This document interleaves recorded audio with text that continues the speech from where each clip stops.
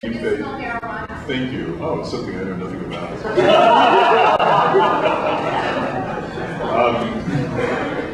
The question, I think, on your physician's perspectives on medical cannabis. Well, I always dread this question coming up because, to be honest, I have to answer that I'm in favor of the decriminalization of all street drugs. And I know that sounds like a really... I know that sounds like a really extreme policy, but I thought about it for a long time, and I thought about it really hard. And I use no drugs of any kind myself, including alcohol, caffeine. I drink only water. But the reason why I think that we should decriminalize drugs is because by decriminalizing drugs, we can cut out the criminal middlemen.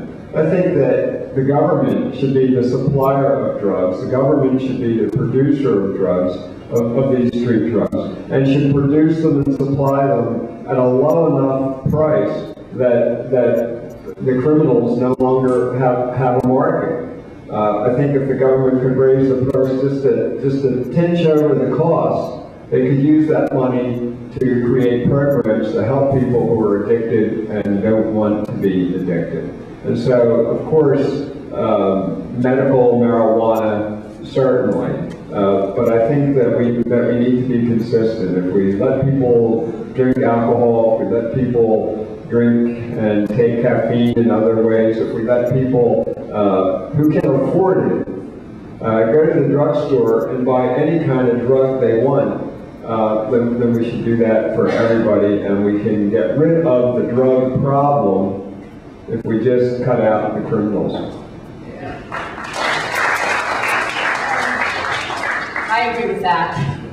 I saw this show on television that showed that actually the first drug law in the United States was in San Francisco, and it was put in law because everyone started using heroin, and the officials of San Francisco were afraid that their wives were going to become junkies down in the Chinese dens of iniquity, so they made a law so that the women wouldn't go down there and take heroin. So that's kind of the beginning of the drug law in the United States, which I thought was interesting, came out of San Francisco. I agree with what Michael said. You know, the war on drugs is really has been a war on the black community, and the way drugs have been pumped in to destroy the black community over the years is the real crime, and that should stop. And I'm not like really up on all the medical marijuana problems and laws with the pot clubs and all of that, but I do feel like one thing is that the law of 1,000 feet from a school or anything like that in a small town like this with the real estate so on top of itself that's